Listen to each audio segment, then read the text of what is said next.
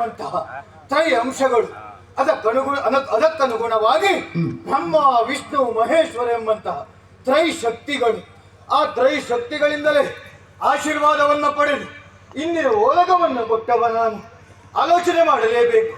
ಈ ಪೀಠವನ್ನು ನಾನು ದಕ್ಕಿಸಿಕೊಂಡಿದ್ದೇನೆ ಅಂತ ಆದ್ರೆ ಪೂರ್ವದಲ್ಲಿ ಹಾಕಿದಂತಹ ಶ್ರಮವೆಷ್ಟು, ಇತ್ತಲೋಲಗವ ಅನುಮಾನವೇ ಇಲ್ಲ. ಮೂರು ಮೂರ್ತಿಗಳಿಗೆ ನನ್ನ ಪಾಲಿಗೆ ಈ ಅಧಿಕಾರವನ್ನು ಕೊಟ್ಟವರಿದ್ದಾರೆ. ಇದು ಸಾಮಾನ್ಯ ಲೋಕವಲ್ಲ, ನಾಕ ಲೋಕ. ಇದರ ವಿಶೇಷತೆಯೇ ಅಂತದ್ದು. ಎಲ್ಲಿ ಪಾಪದ ಲವಲೇಶವೂ ಇಲ್ವೋ ಅದೇ ಈ ಸ್ವರ್ಗ ಲೋಕ. ಪ್ರತಿಯೊಬ್ಬರು ಬಯಸಿದಾಗ ಶರೀರಿಯಾಗಿ ಈ ಲೋಕವನ್ನು ಪ್ರವೇಶ ಮಾಡುವುದಕ್ಕಾಗುವುದಿಲ್ಲ. ಯಾರು ಪುಣ್ಯವನ್ನ ಮಾಡಿರ್ತಾರೋ, ಯಾರಲ್ಲಿ ಪುಣ್ಯದ ಅಂಶಾಡಕವಾಗಿರ್ತದೋ ಅಂತವರಿಗೆ ಮಾತ್ರ ಈ ಸ್ವರ್ಗಲೋಕ ಪ್ರಾಪ್ತಿಯಾಗುವಂಥದ್ದು.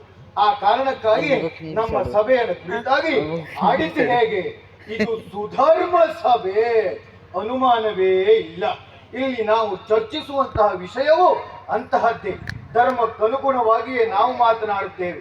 ಧರ್ಮದ ಆಚರಣೆ ಹೇಗೆ, ಏನು ಎಂತು ಹೇಳುವುದನ್ನು ನಾವು ಸಮಾಲೋಚಿಸುತ್ತೇವೆ. ಇಲ್ಲದಿದ್ರೆ ಈ ಅಧಿಕಾರವನ್ನು ನಾನು ಪಡೆದದ್ದು ಹೌದು, ಹೇಗೆ